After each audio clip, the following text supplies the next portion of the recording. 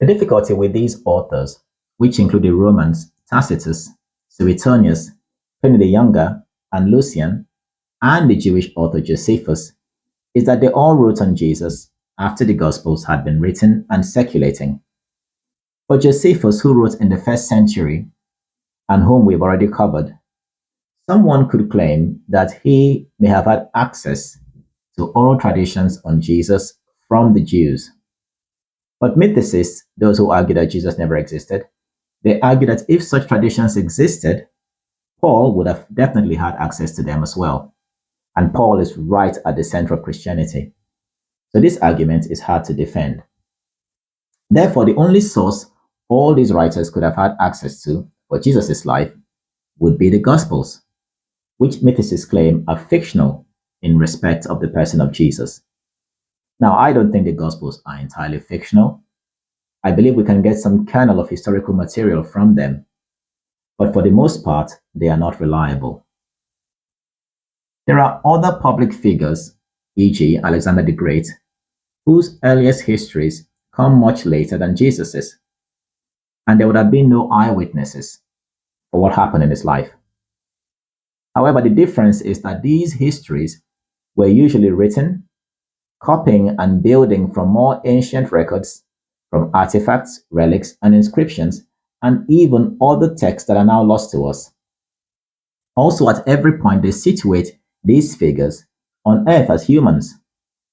The problem with the Jesus question is that the earliest records written by a leader of the religion, who would have had access to eyewitnesses, an eyewitness testimony about Jesus, if Jesus had lived, these writings don't paint Jesus as a historical figure. So we cannot overestimate the magnitude of this gap in Paul's writings. Anyway, let's look at the Roman historians and see what they had to say on Jesus. Tacitus. He was writing about those whom Nero put the blame on for the fire of Rome. He wrote that Nero blamed a class called Christians by the populace. Christus, from whom the name has its origin, suffered the extreme penalty during the reign of Tiberius at the hands of one of our procurator, Pontius Pilate.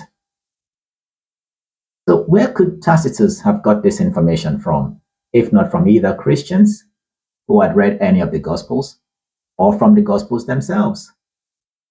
He could not have got this information from Roman records, because none exists of Jesus, or from oral traditions, or Paul and Josephus would have had access to these same traditions.